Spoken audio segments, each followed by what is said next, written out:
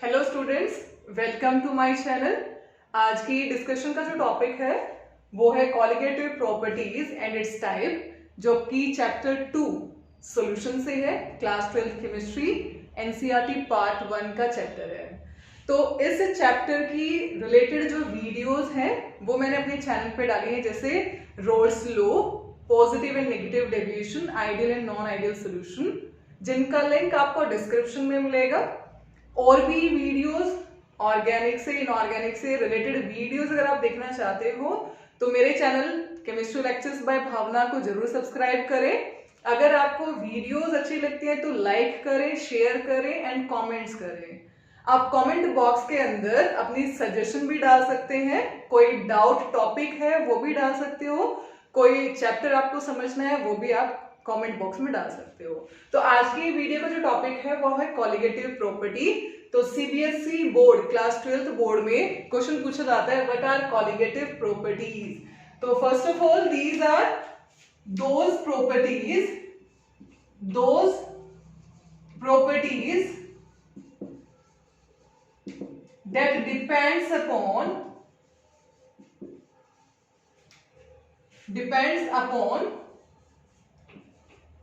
number of solute particle or number of moles of solute, but not depends upon but doesn't depends upon nature of solute। तो colligative property वो properties होती है जो कि solute के number of moles पे, solute के amount पर डिपेंड करती है, जो कि नेचर पे डिपेंड नहीं करती है। एग्जाम्पल, सपोज टीचर ने 2 स्टूडेंट को बोला कि आपको वाटर के बॉइलिंग पॉइंट को इंक्रीज करना है, रेज करना है। As we know that boiling point of water is 100 degree Celsius, तो आपको बॉइलिंग पॉइंट को बढ़ाना है। तो 2 स्टूडेंट थे, उनका मोटिव था कि उनको बॉइलिंग पॉइंट को इंक्रीज करना है। तो एक स्टूडेंट ने क्या किया, वाटर के अंदर कॉपर सल्फेट डाल दिया, एक ने क्या कर दिया, सोल्ट डाल दिया, NaCl डाल दिया, जो हम कॉमन सोल्ट घरों में यूज करते हैं वो डाल दिया। उन्होंने अब जब बॉइलिंग पॉइंट फाइंड किया उस सॉल्यूशन का, अपने सॉल्यूशन का, तो बॉइलिंग पॉइंट 100 से रेज हो गया इररिस्पेक्टिव नेचर ऑफ सोल्यूट, क्योंकि टीचर ने सिर्फ उन्हें बोला था कि आपको बॉइलिंग पॉइंट रेज करना है। तो उन्होंने, किसी ने NaCl डाल दिया, किसी ने कॉपर सल्फेट डाल दिया, किसी ने शुगर डाल दी, किसी ने यूरिया डाल दिया। हर सोल्यूट, नॉन वोलेटाइल सोल्यूट डालते ही बॉइलिंग पॉइंट क्या हो जाएगा, रेज हो जाएगा। यानी एलिवेशन इन बॉइलिंग पॉइंट और increase in boiling point does not depends on nature of solute. वो नेचर पे डिपेंड नहीं कर रहा है, वो अमाउंट पे डिपेंड कर रहा है। सेकेंड क्वेश्चन, टीचर ने बोला कि 110 करना है वाटर का बॉइलिंग पॉइंट, एक को बोला आपको 120 करना है, एक को बोला 130 करना है।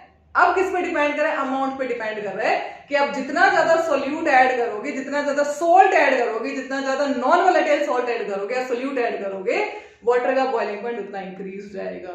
यानी increase in boiling point depends upon number of solute particle, जिसे हम number of moles of solute particle बोल सकते हैं, but not on nature of solute. तो वो प्रॉपर्टी जो डिपेंड करती है number of moles of solute but doesn't depends upon nature of solute, तो इस टाइप की प्रॉपर्टीज को हम कॉलिगेटिव प्रॉपर्टी बोलते हैं। Then there are 4 type of colligative properties. There are 4 types of colligative properties. Types of colligative properties.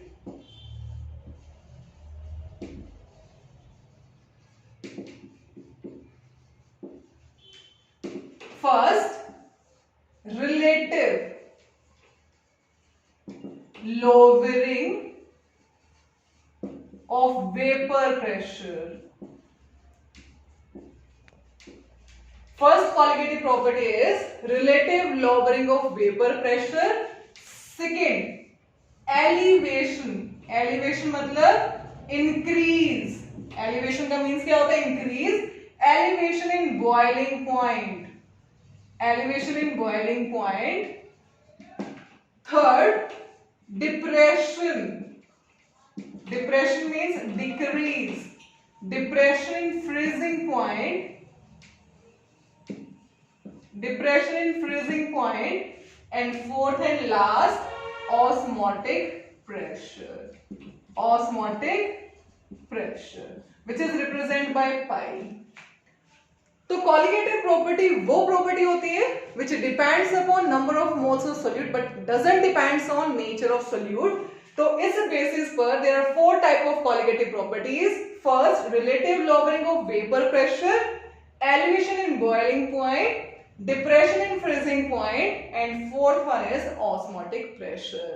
तो आज की वीडियो में हम डिस्कस करेंगे relative lowering of vapour pressure. Next जो वीडियोस बनाऊंगी वो रिमेनिंग कॉलिगेटिव प्रॉपर्टीज पर बनाऊंगी. तो वीडियोस को कंटिन्यूएशन में देखना है तो चैनल को सब्सक्राइब जरूर करें. तो आज का टॉपिक है relative lowering of vapour pressure. तो सबसे पहले इस relative lowering of vapour pressure में हम वेपर प्रेशर को समझते हैं कि what do mean by vapour pressure. तो सपोज हमने मैनोमीटर लिया है. मैनोमीटर वेपर प्रेशर हम किसमें फाइंड आउट करते हैं? apparatus named as मैनोमीटर, जिसमें मर्करी लेवल, मर्करी जो है वो फील्ड होती है. ये मैनोमीटर लगाया, इसे हम मैनोमीटर बोलते हैं. जो एक क्लोज कंटेनर में हमने फिट कर दिया है. इस क्लोज कंटेनर के अंदर जो मैनोमीटर फिट है उसमें मर्करी फिल किया है जो कि लिक्विड मैटर होता है. तो यहाँ पे हमने सॉल्वेंट लिया विच इज वाटर. जो कि हमने सॉल्वेंट लिया जो कि क्या है? वाटर है. तो हमें पता है जो वाटर है वो धीरे धीरे अपने आप रूम टेम्परेचर पर ही वेपर्स फॉर्म करेगा, यानी गैसियस स्टेट में चला जाएगा. तो जो सरफेस के जो वाटर मॉलिक्यूल है, suppose these are surface molecule. तो सपोज सरफेस पर अभी 8 मॉलिक्यूल है.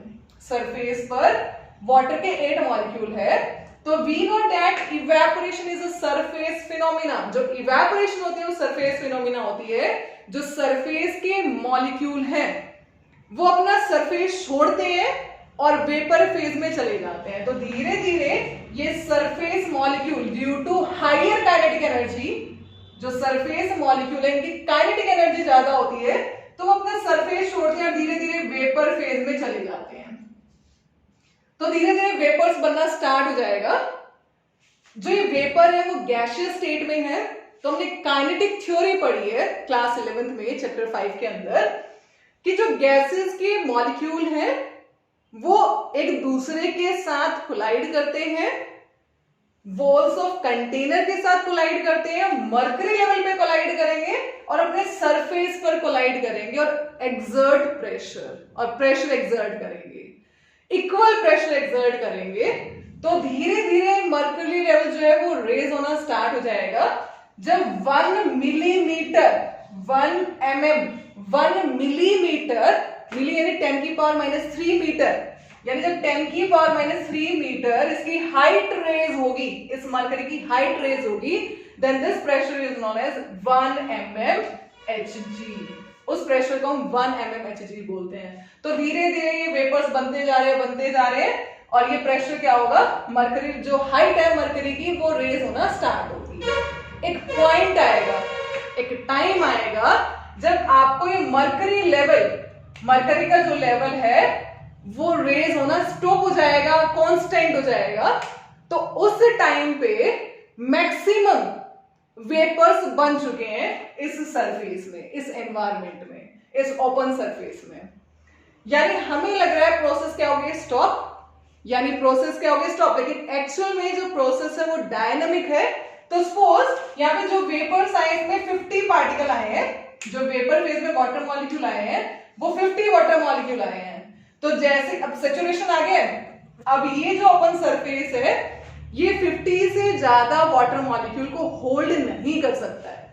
तो जैसे ही नेक्स्ट एक और पार्टिकल वाटर का वेपराइज होगा, इन 50 में से एक पार्टिकल वापस से कंडेंस हो जाएगा.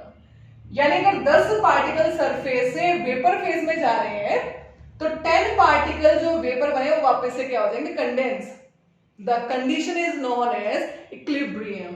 यानी at the time of equilibrium rate of evaporation is equal to rate of condensation. यानी at equilibrium rate of evaporation is equal to rate of condensation। यानी जिस स्पीड से इवेपोरेशन होगा उसी स्पीड से कंडेंसेशन होगा, उस कंडीशन को इक्विलिब्रियम बोला जाता है। और इक्विलिब्रियम सैचुरेशन के टाइम पर आता है, यानी जब भी इक्विलिब्रियम आता है तो हमें लगता है प्रोसेस स्टॉप हो चुकी है, लेकिन एक्चुअल में ऐसा नहीं होता है। प्रोसेस जो है वो डायनामिक है, चलती रहेगी। जितनी भी मेजरेबल प्रॉपर्टीज सारी कांस्टेंट हो जाती है eight the time of equilibrium. तो जब इक्विलिब्रियम आया तो ये जो वेपर है, मैक्सिमम वेपर इसमें बन चुकी है, मैक्सिमम प्रेशर ये एक्सर्ट कर चुकी है। देन द वेपर प्रेशर की डेफिनेशन क्या होगी? प्रेशर, वेपर प्रेशर तो प्रेशर है, प्रेशर एक्सर्टेड बाय वेपर्स।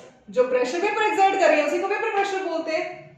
तो पहले 1 mmHg किया, फिर 1.2 mmHg किया, but the vapour pressure force of water is 1.7 mmHg। तो 1.7 भी वेपर प्रेशर है वाटर का, 1.1 भी वेपर प्रेशर है। तो फाइनल जो वेपर प्रेशर है कब? जब मैक्सिमम हो जाती है लिमिट, जो वेपर प्रेशर रेज होना बंद हो जाता है। तो प्रेशर एक्सर्टेड बाय वेपर्स कहां पर? कहां एक्सर्ट कर रहा है? अपने लिक्विड सरफेस पर। तो pressure exerted by vapors on its surface at the time of equilibrium। pressure exerted by vapors on its surface of liquid at the time of equilibrium is known as vapour pressure. तो अभी हमने pure solvent लिया था, तो pure solvent का vapour pressure हमने मान लिया P0। Suppose P0 is vapour pressure of pure solvent, जो कि यहां से निकल के आएगा, मैनोमीटर से निकल के आएगा, vapour pressure of pure solvent which is P0। अब relative logarithm of vapour pressure decrease कब हो जाता है? जब भी हम सॉल्वेंट में नॉन वोलेटाइल सॉल्यूट ऐड करते हैं तो वेपर प्रेशर सॉल्यूशन का डिक्रीज हो जाता है। क्वेश्चन है व्हाई। तो आज का टॉपिक है relative logarithm of vapour pressure.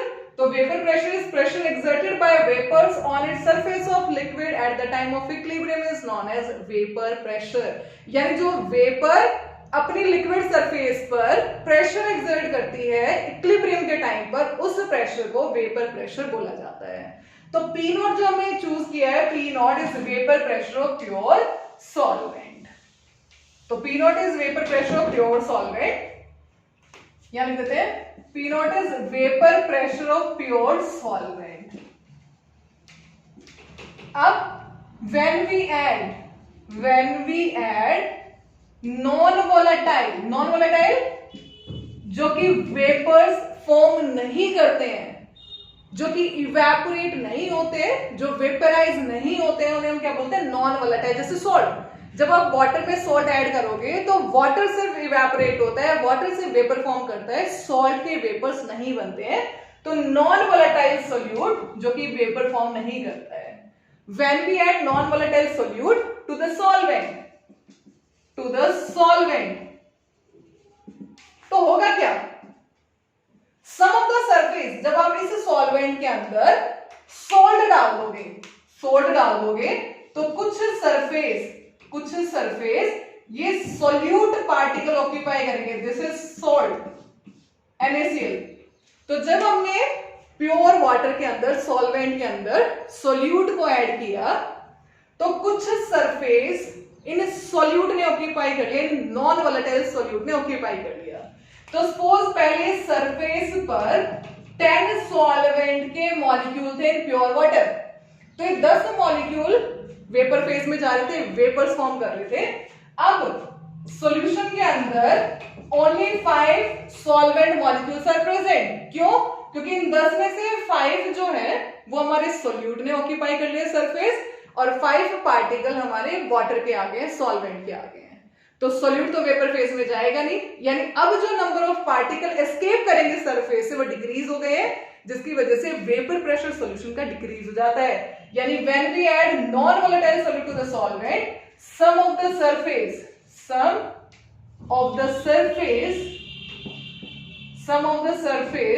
is occupied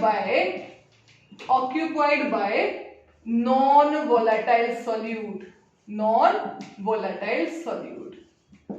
As we know that evaporation is surface phenomena, so number of particles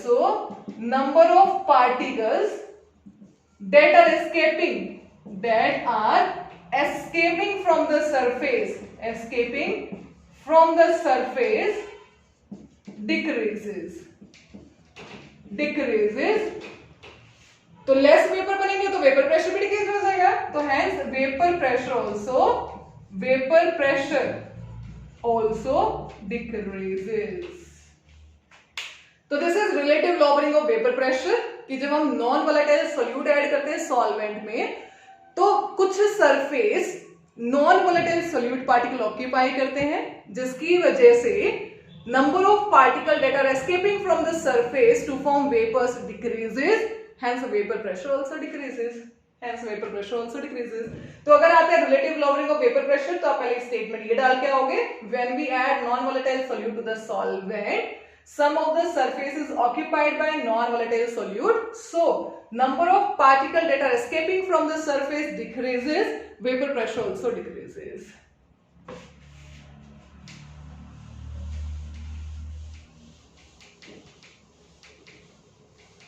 Then यहां से क्या समझ आया कि vapour pressure of solution is less as comparison to vapour pressure of solvent.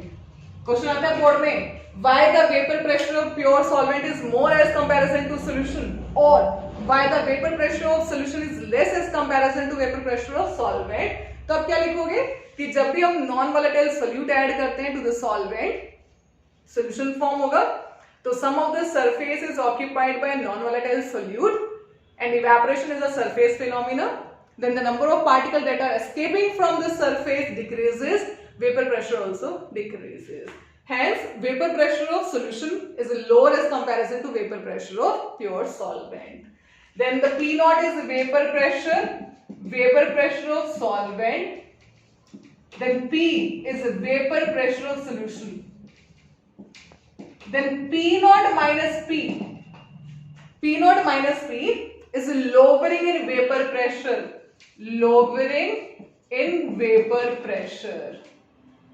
Whereas किसके relation में हमने देखा कि वेपर प्रेशर डिक्रीज हो गया? बेटा सॉल्वेंट के रिस्पेक्ट में देखा है हमने, क्योंकि सॉल्वेंट का वेपर प्रेशर ज्यादा होता है, तो उसके रिस्पेक्ट में देख रहे हैं कि जब भी हम सोल्यूट ऐड करेंगे तो सॉल्यूशन फॉर्म होगा, उस सॉल्यूशन में सॉल्वेंट का वेपर प्रेशर डिक्रीज हो रहा है। क्यों सॉल्वेंट? क्योंकि सॉल्यूट तो नॉन वोलेटाइल है।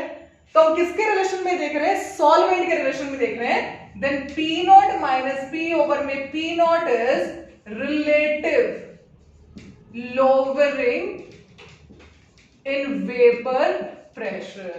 Then this P naught minus P upon में P naught is relative lowering in vapor pressure, and this lowering in vapor pressure depends upon amount of solute. जितना ज्यादा आप नॉन वोलेटाइल सोल्यूट ऐड करोगे उतना ज्यादा वो surface occupy करेगा, उतने कम सॉल्वेंट के वेपर्स बनेंगे, उतना वेपर प्रेशर डिक्रीज हो जाएगा। यानी जो लोवरिंग है वेपर प्रेशर में depends upon amount of solute.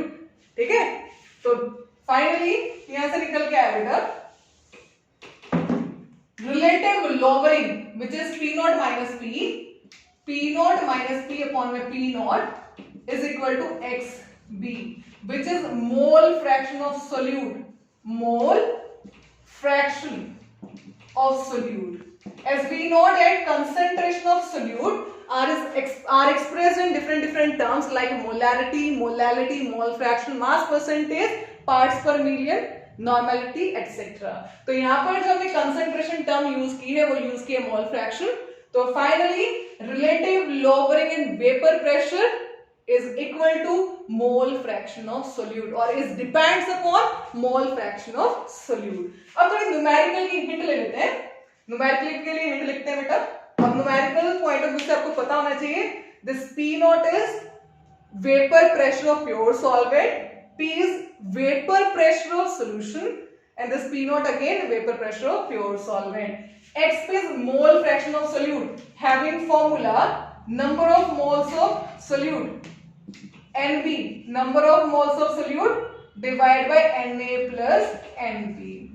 If number of moles of solute is very less as comparison to number of moles of solvent, then we can neglect Nb in respect to Na.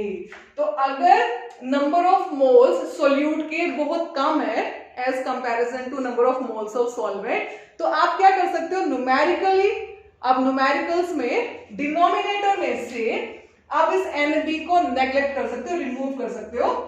तो finally P naught minus P upon में P naught comes out to be Nb over में Na. ठीक है, ये सिर्फ हम numerical को simplify करने के लिए कर रहे हैं, कैलकुलेशन को सिंप्लीफाई करने के लिए कर रहे हैं कि अगर सॉल्यूट के नंबर ऑफ मोल्स बहुत कम है तो डिनोमिनेटर में से आप उसके नंबर ऑफ मोल को नेग्लेक्ट कर सकते हो. तो फाइनली हमने क्या पढ़ा, एक कॉलिगेटिव प्रॉपर्टी पढ़ी है which is relative lowering of vapour pressure. तो हमने फाइनली पढ़ा कि जो वेपर प्रेशर सॉल्यूशन का is lower as comparison to vapour pressure of solvent, then P naught minus P upon में P naught is relative lowering in vapor pressure which is equal to mole fraction of solute. क्योंकि हमने यही तो पढ़ा है colligative property वो property होती है जो डिपेंड करती है amount of solute, number of moles of solute. तो आप इसको प्रूव भी कर सकते हो. This is relative lowering in vapour pressure which depends upon number of moles of B. B is solute. Here A is solvent and B is solute. जो हमने A माना है वो हमने सॉल्वेंट के लिए लिखा है और जो B लिखा है वो सोल्यूट के लिए. तो नेक्स्ट कॉलिगेटिव प्रॉपर्टी के लिए मैं नेक्स्ट वीडियोस बनाऊंगी.